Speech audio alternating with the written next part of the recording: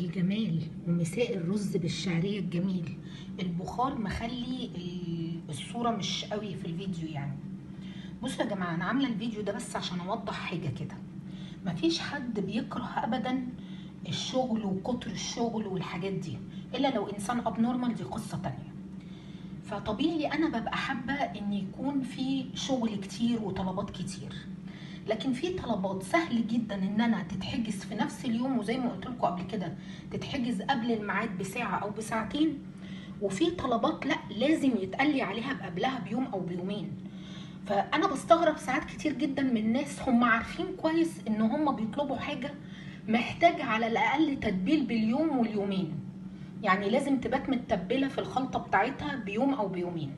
طب دي ازاي انا هجهزها لك في خلال ساعه وساعتين؟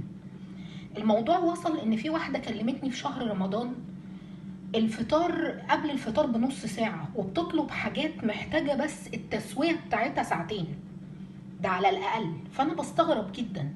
فاحنا واحنا بنطلب كده نبقى خلينا متاكدين الناس عايزه تشتغل، الناس عايزه اكيد تبيع، بس في طلبات ما بتتعمليش عشان خاطر دي كانت محتاجه تجهيز او محتاجه حجز من قبلها بمعنى اصح. وفي طلبات سهل ان انا اطلبها قبلها بساعه او ساعتين. طب في الحالات اللي زي دي نعمل ايه؟ يا اما ناخد من المتاح ونتنازل عن الطلبات اللي احنا عايزينها، يا اما نحجز الطلبات اللي احنا عايزينها قبلها بوقت كافي.